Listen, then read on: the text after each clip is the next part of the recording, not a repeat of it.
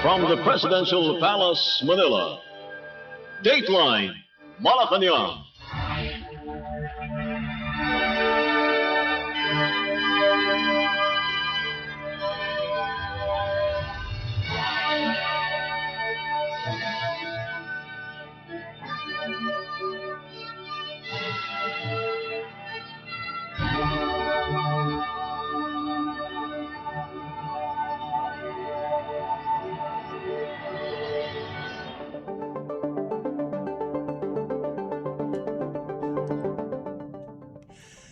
Good day.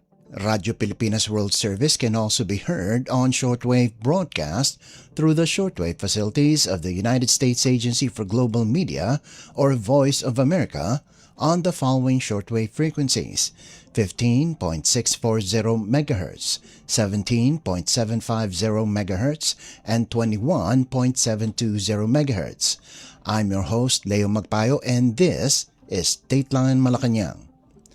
Philippine President Ferdinand R. Marcos Jr. has praised Filipino tennis star Alex Ayala for her remarkable run at Wimbledon, calling her performance a powerful reminder of the talent and determination of Filipino athletes on the world stage.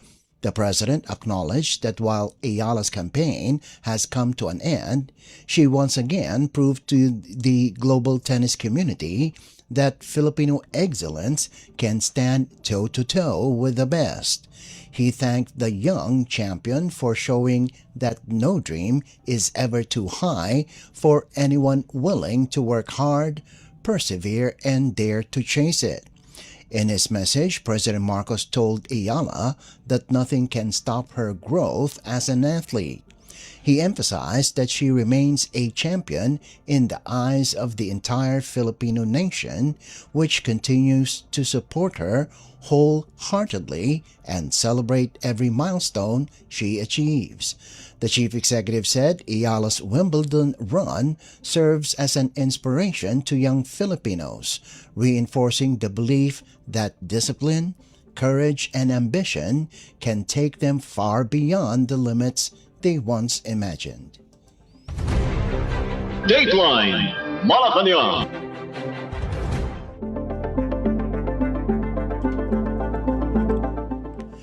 Malacañang said Monday that President Ferdinand R. Marcos Jr. will not closely follow the impeachment trial of Vice President Sara Duterte, stressing that the chief executive remains focused on governance and the country's most urgent concerns.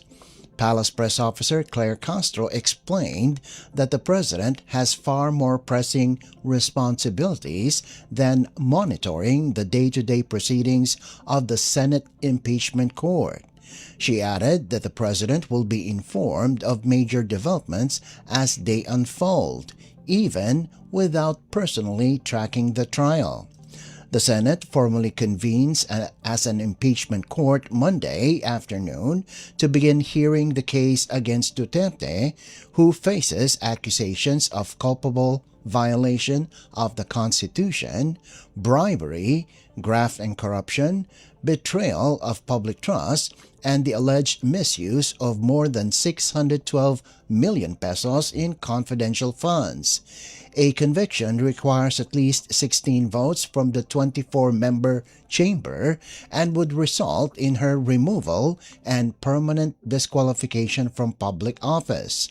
Asked about the president's view as the trial against his former running mate begins, the palace reiterated President Marcos's long-standing position that public officials facing allegations should answer them through proper legal channels.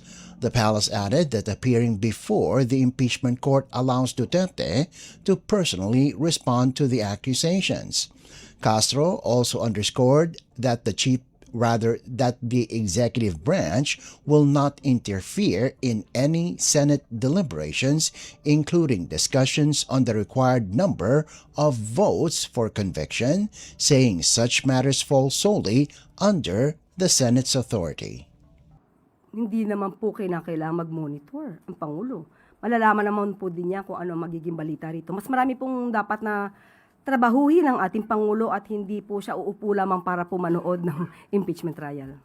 Katulad po na sinabi po natin even before at nagsalita na rin po ang Pangulo sa kapihan, kung may kinakailangan pong sagutin ay dapat lamang pong sagutin. Kung kaya naman po na malinis ang mga pangalan ay dapat lamang pong gawin. Mas maganda pong humarap sa nasabing trial para po siya na mismo ang sumagot ng mga akusasyon laban sa kanya. That was Palace Press Officer Claire Castro. Dateline Malacañang.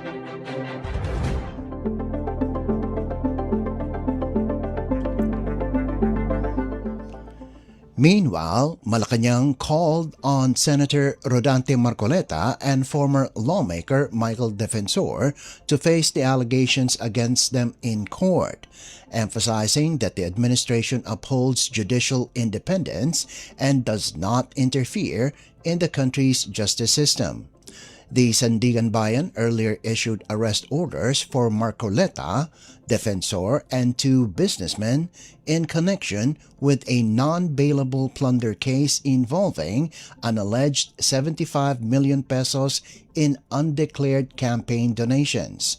Marcoleta surrendered to the anti-graft court's jurisdiction as a gesture of good faith after attending a hearing on his motion to dismiss the charges, which the Sandigan Bayan later denied.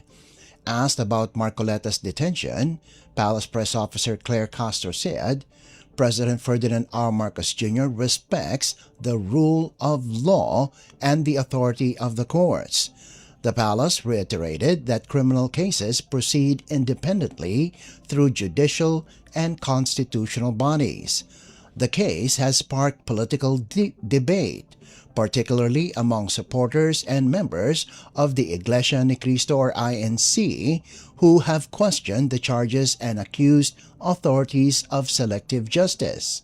Responding to Defensor's remarks that they were jailed ahead of the real thieves of the public coffers, the palace said those seeking accountability should have promptly submitted concrete evidence to investigators to expedite the legal process and ensure that any wrongdoing could be properly charged.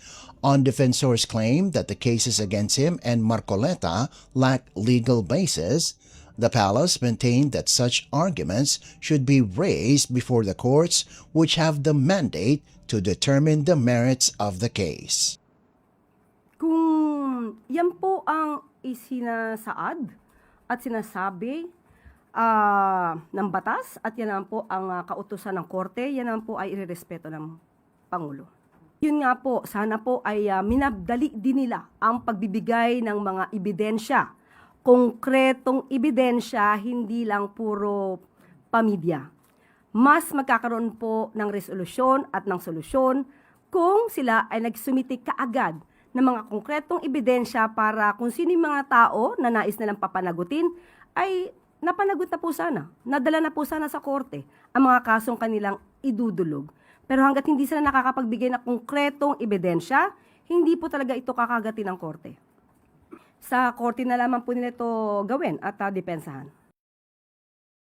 Malacañang also declined to speculate on possible INC-led protests following the arrest orders, noting that the religious organization's leadership has historically respected legal processes. Last week, thousands of INC members gathered along EDSA to denounce alleged selective justice and express support for Marcoleta. The palace has repeatedly rejected accusations of selective justice, stressing that all legal proceedings are handled independently by the judiciary and other constitutional bodies. Tayo po, unang-una ayaw po natin sumagot ng hypothetical question dahil alam po natin ang liderato ng INC ay gumagalang po kung ano ang sinasabi rin po ng korte, kung ano po ang sinasabi ng batas. So mananatili po tayo sa paniniwala na ang nangyayari po at ang pagpapatupad lamang ng batas ay igagalang din po ng liderato ng INC. As Palace Press Officer Claire Castro. Dateline Malacañang.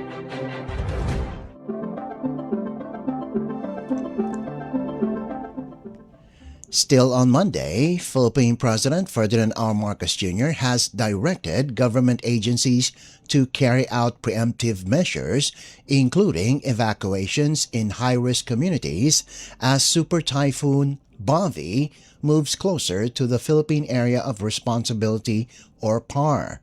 According to Palace Press Officer Claire Castro, the President ordered the National Disaster Risk Reduction and Management Council, or NDRRMC, and all concerned agencies to activate a whole-of-government response ahead of the cyclone's expected entry, at which point it will be locally named Inday. The directive includes immediate pre-disaster risk assessments, scenario planning, and the activation of national and regional response clusters. Agencies have also been instructed to intensify public warnings across all communication platforms and begin preemptive evacuations in areas identified as highly vulnerable to strong winds, heavy rains, and storm surge. Other preparations ordered by the President include securing evacuation centers, setting up holding areas for livestock and equipment, pre-positioning rescue teams and relief goods, identifying alternate transport routes, enforcing sea travel restrictions, inspecting critical infrastructure, and providing early assistance to vulnerable sectors. Nakausap po mismo natin at humingi po tayo ng komento mula sa NDRRMC at ito po ang mga ipinag-utos. Unang-una, conduct pre-disaster risk assessment scenario meetings and keep NDRRMC and RDRRMC response clusters on standby.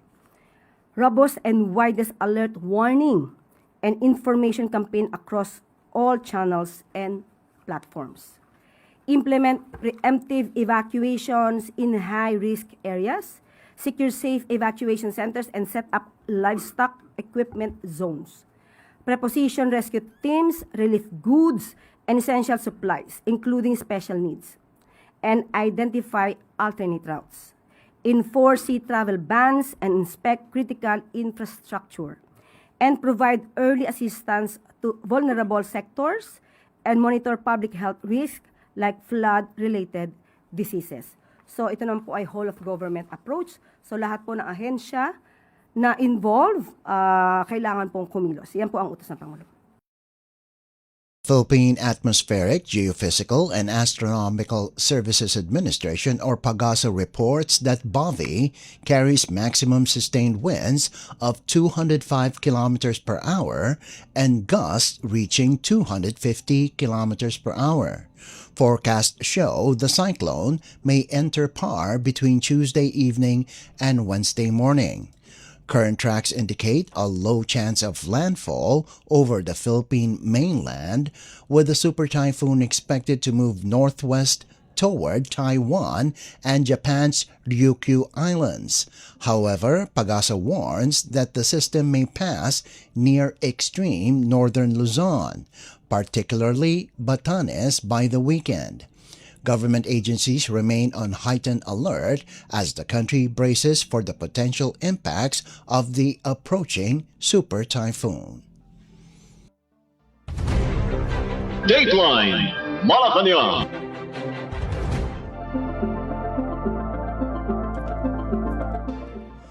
Malacañang clarified Monday that the Philippines' newly acquired upper middle-income country, or UMIC status, will not immediately affect interest rates on loans secured from multilateral development institutions. Citing Finance Secretary Frederick Go, Palace Press Officer Claire Castro said, any adjustments to lending terms resulting from the World Bank's reclassification would take several years to materialize, and even then would have only a minimal impact on the country's borrowing costs. According to the Department of Finance, most multilateral lenders observe a review period, typically around 3 years, to determine whether a country consistently maintains its new income status before any changes in loan rates are applied. As a result, no adjustments are expected in 2026 or 2027. Castro added that any potential increase in borrowing cost would not be felt within the next 3 years and would affect only a limited portion of the country's loan portfolio. She also noted that the DOF has yet to provide details on whether the UMIC status could influence the grants extended to the Philippines. The palace emphasized that the country's upgraded classification will not disrupt the government's financing strategy for the 2026 national budget or the preparation of the proposed 2027 expenditure program. Opo, minabuti po natin tanungin mismo si Secretary Frederick Go patungkol po sa issue na yan dahil napaka-technical na kailangan nating i-explain sa taong bayan. Ito po at babanggitin ko mismo ang sinabi ni Secretary Frederick Go ng Department of Finance. The effect on multilateral loans will not take effect immediately. Most of them have a period to see if we maintain the status for about 3 years before there is an effect on loan rates. And the effect is very minimal and only affect very few. So for 2026 or 2027, there will be no effect. And if ever there is, it will be very minuscule. So ibig po natin sabihin, kung may papataw man, magbabago ang rates, hindi pa po ito mararamdaman sa loob ng 3 taon. Sa ngayon wala pa po, kasi sabi nga po natin, ito'y titignan sa loob ng 3 taon, so yung 2027 budget ay hindi naman po maapektuhan. Clarification follows President Ferdinand R. Marcos Jr.'s remarks during his rather recent official visit to Canada, where he acknowledged that the shift to upper middle income status could eventually affect access to certain concessional loans and grants. The World Bank elevated the Philippines to UMIC status after its gross national income or GNI per capita reached $4,850 in 2025, surpassing the $4,636 threshold. The country had remained in the lower middle income bracket since 1987. Economic managers have hailed the reclassification as a major milestone reflecting sustained growth, with the economy expanding by an average of 5.8% annually over the past 5 years. They added that the new status is expected to boost investor confidence and strengthen the Philippines' position in global capital markets, even as access to some concessional financing gradually narrows. Dateline Malacañang.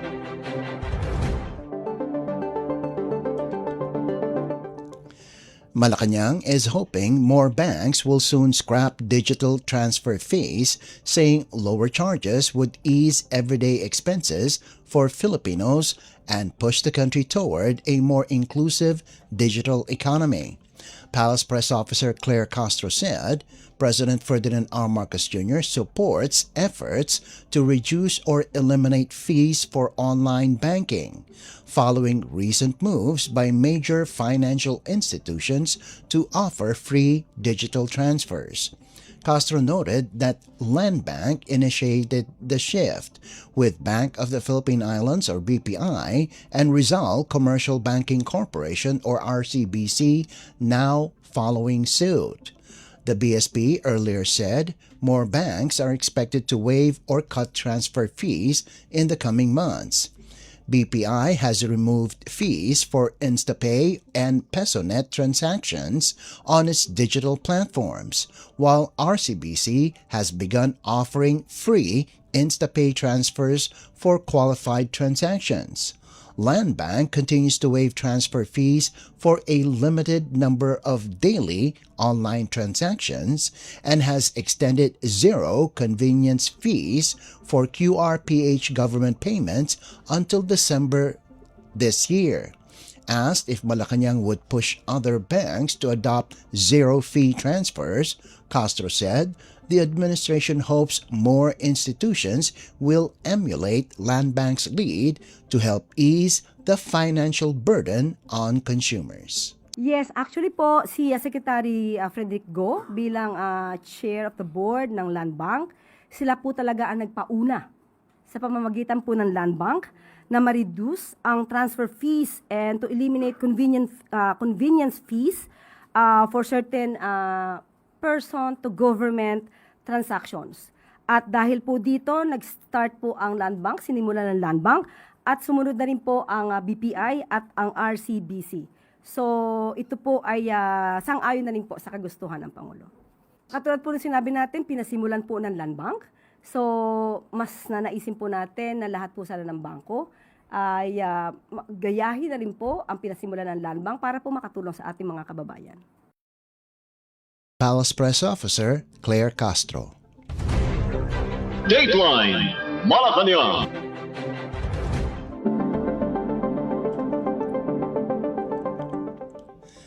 Malacañang says multiple government agencies are now moving as one under President Ferdinand R. Marcos Jr.'s whole of government strategy to curb flooding across the country. Presidential Communications Office Undersecretary and Palace Press Officer Claire Castro announced that the Department of Environment and Natural Resources, or DENR, led by Acting Secretary Juan Miguel Cuna, is working closely with the Department of Public Works and Highways, or DPWH, and the Metropolitan Manila Development Authority, or MMDA, to reinforce nationwide flood mitigation efforts. Castro said the DENR has already responded to the President's directive by signing Administrative Order 2026-30 last June 29th, formally adopting the International Union for Conservation of Nature, or IUCN Global Standard for Nature-Based Solutions. The order requires all DNR policies, programs, and projects to integrate ecosystem-based interventions. According to Castro, the new national framework will expand nature-based solutions aimed at reducing disaster risks, securing water supply, restoring degraded lands and coastal areas, and delivering direct benefits to communities. She added that ordinary Filipinos stand to gain from these initiatives through fewer days of flooding, cleaner water for drinking and agriculture, and new livelihood opportunities created by restored ecosystems. Alinsunod sa whole-of-government approach ni Pangulong Ferdinand R. Marcos Jr. sa pagtugon sa problema ng baha sa bansa. Ang Department of Environment and Natural Resources sa pangunguna ni Secretary Juan Miguel Cuna ay nakiisa na rin sa iba't ibang ahensya kagaya ng DPWH at ng MMDA. Bilang tugon ng DENR sa kautusan ni Pangulong Marcos Jr., nilagdaan ang ahensya noong June 29 ang Administrative Order 2026-30 na formal nang nag-adopt sa International Union for Conservation of Nature o IUCN Global Standard for Nature-Based Solutions, ONBS. Sa nakatakda sa mainstreaming ang institutionalization ng NBS sa lahat ng mga polisiya, plano, programa, proyekto at aktibidad ng DENR. Sa ilalim nito, itinatag ang isang national framework upang palawakin ang mga ecosystem-based interventions na inaasahang makakabawas sa panganib na dulot ng iba't ibang sakuna. Nagsisiguro sa supply ng tubig at mag-restore ng mga nasirang lupa at baybayin. Naghahatid din ito ng benepisyo sa mga kabahayan. Para sa mga karaniwang Pilipino, ang NBS ay nangangahulugan ng mas kakaunti na araw ng pagbaha at bawas sa pinsalang dala nito. Mas malinis na tubig para sa inumin at pagsasaka at mga bagong oportunidad sa kabuhayan mula sa mga naibalik na ang ecosystem. That was Palace Press Officer Claire Castro. Dateline Malacañang.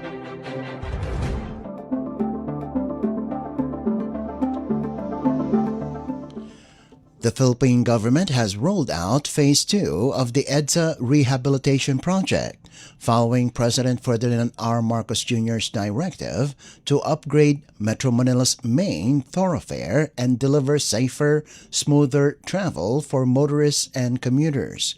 Presidential Communications Office Undersecretary and Palace Press Officer Claire Castro said, the President ordered Department of Public Works and Highways or DPWH Secretary Vince Dizon to accelerate the work and ensure that all repairs use durable, high-quality materials with wider sidewalks and sturdier road structures.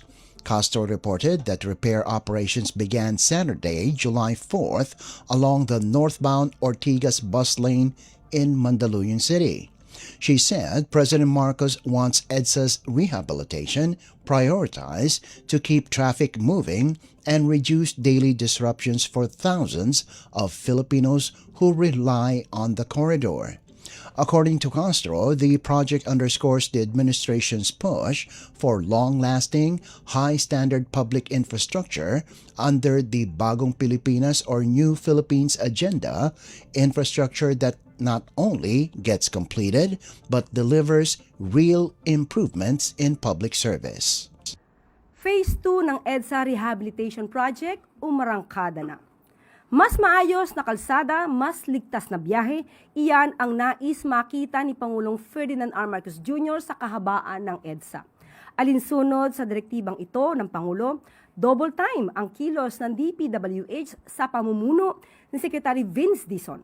Sinimulan ang repair works sa northbound ng Ortigas bus lane sa Mandaluyong City nitong Sabado, July 4. Mas matibay na mga kalsada, mas malawak na mga sidewalk gamit ang dekalidad na materyales at pulidong trabaho. Ang lahat ng ito ay para sa ating mga kababayang commuter at motorista. Prioridad ng administrasyon ang repair works sa tinaguriang main transport artery ng Metro Manila. Ito'y para panatiling tuloy-tuloy ang daloy ng mga sasakyan at tiyaking walang sagabal sa trabaho at asenso ng mga Pilipinong dumaraan dito araw-araw. Dahil sa bagong Pilipinas, hindi na uso ang trabahong pwede na. Dapat ay maayos at nararamdaman ng bawat Pilipino. Was Palace Press Officer Claire Castro. Dateline Malacañang.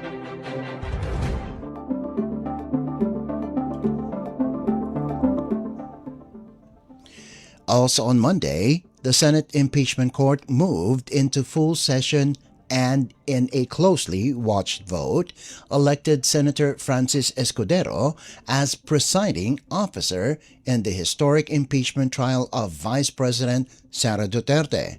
Escudero secured the post in a 12-8 vote, ending a tense debate over who should lead the proceedings. Senate President Sherwin Gatchalian initially opened the trial, reminding his fellow senator judges of the gravity of their oath. He stressed that the chamber must deliver impartial justice anchored on the Constitution and the laws of the country. Gatchalian underscored that due process and fair play must guide every step of the trial, urging senators to stay firm in the search for truth and faithful to the rules of the impeachment court. But before the court could proceed, Senator Alan Peter Cayetano and several senators raised a constitutional challenge, arguing that the sitting Senate President, not an elected presiding officer, should lead the impeachment court.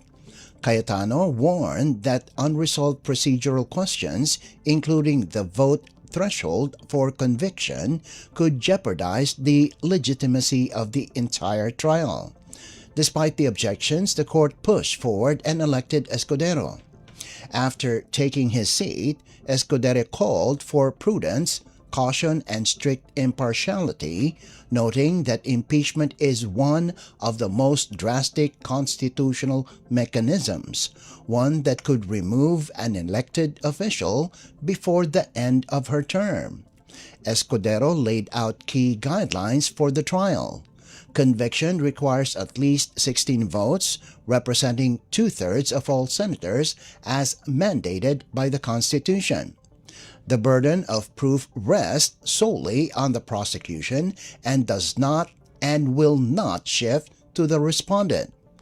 Rules will be applied rather liberally to ensure prosecutors can fully present their case. The defense can rigorously test the evidence, senator judges can weigh the facts, and the public can witness a complete and impartial process.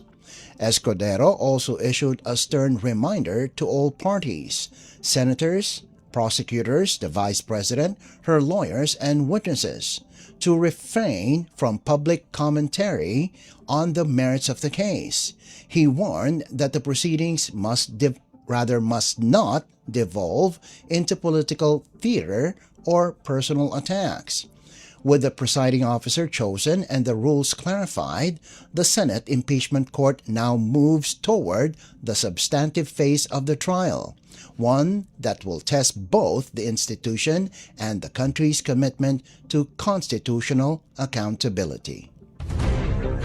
Dateline Malacañang.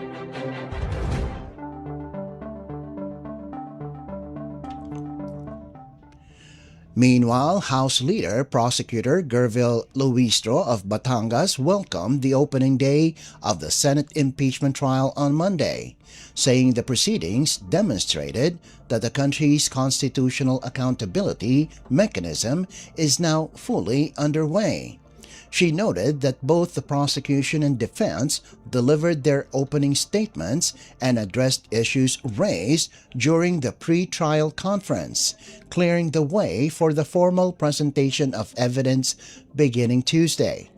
Luistro said the impeachment court adopted the prosecution's proposed sequence for presenting the articles of impeachment. The panel will start with Article 4, which focuses on alleged threats against President Ferdinand R. Marcos Jr., First Lady Liza Araneta Marcos, and former Speaker Martin Romualdez. House Prosecution Panel Advisor and spokesperson Robert Ace Barbers emphasized that the first day of trial should not be viewed as a win or loss moment for either side, but as the official start of the constitutional process. He said the more significant development was that the trial opened despite earlier claims that it would not proceed. Barbers also addressed the impeachment court's directive to return a sealed Bureau of Internal Revenue or BIR box to the Tax Bureau. He said the order does not diminish the evidentiary value of the records, which the prosecution may offer again at the appropriate stage of the proceedings. He added that the prosecution will continue to push forward with its evidence as the trial progresses, saying more material will be presented to reinforce the articles of impeachment against the respondent. Dateline Malacañang.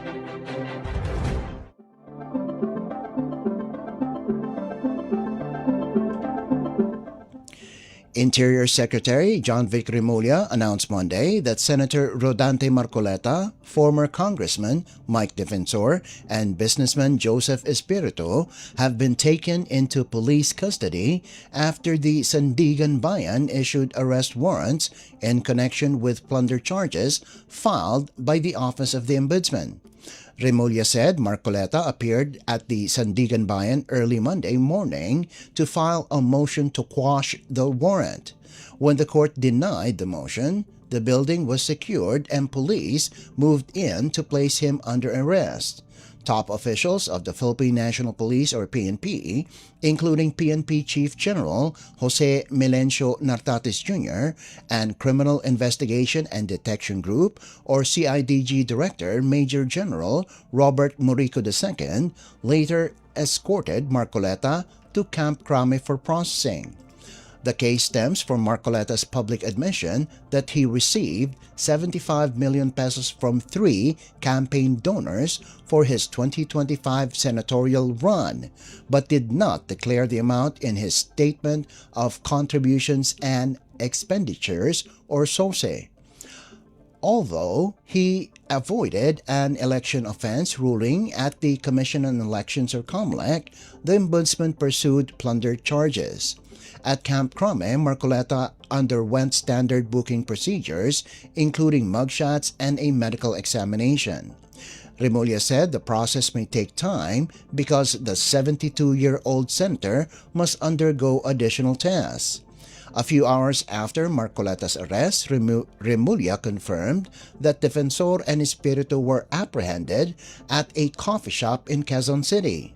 Police brought them to the Sandigan Bayan for the return of the arrest warrants before transferring them to Camp Crame for booking. Both are expected to be moved to the Quezon City Jail in Payatas once processing is complete. Another co-accused, Aristotel Viray, is now the subject of a manhunt, with tracker teams deployed across Metro Manila and nearby provinces. Marcoleta said he appeared before the anti-graft court to face the charges and acknowledged that the arrest warrant must be respected even as his legal team continues to challenge the case through a motion to quash. He maintained that his camp holds a different interpretation of the allegations and intends to contest them through proper legal channels. At 3:58 Monday afternoon, Bureau of Jail Management and Penology or BJMP spokesperson, Superintendent J. Rex Joseph Bustinera, confirmed that Defensor and Espiritu have been committed to the custody of the Quezon City Jail male dormitory pursuant to an order issued by the Sandigan Bayan 3rd Division for their non-bailable plunder case. Dateline Malacañang.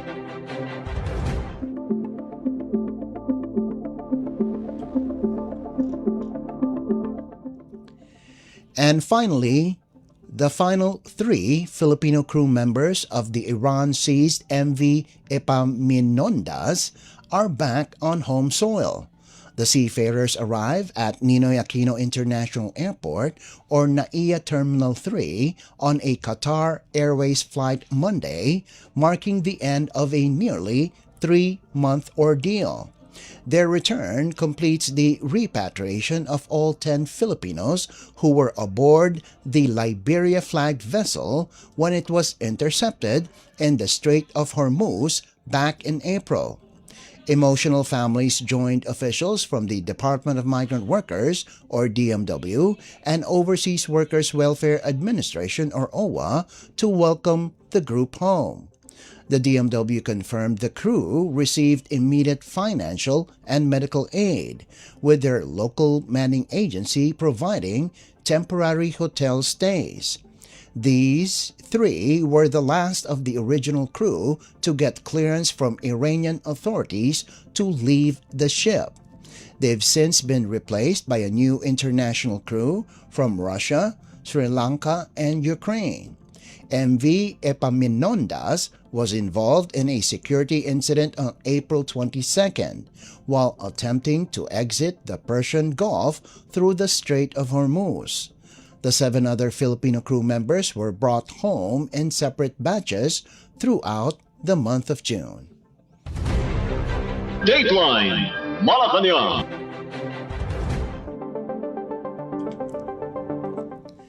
Before we conclude our program, Radyo Pilipinas World Service of the Presidential Broadcast Service can be heard over the following shortwave frequencies: 15.640 MHz, 17.750 MHz, and 21.720 MHz. Radyo Pilipinas World Service is also live on audio streaming. Just download Evox PBS Receiver on your Google Play Store or the App Store from your Apple phone. You can also visit our Facebook page and YouTube channel. Just type in and search for Radyo Pilipinas World Service. Kindly subscribe, like, and share our post as well. And that concludes this edition of Dateline Malacañang. For Radyo Pilipinas World Service, this is Leo Magpayo. Good day and stay safe. From the Presidential Palace, Manila, Dateline Malacañang.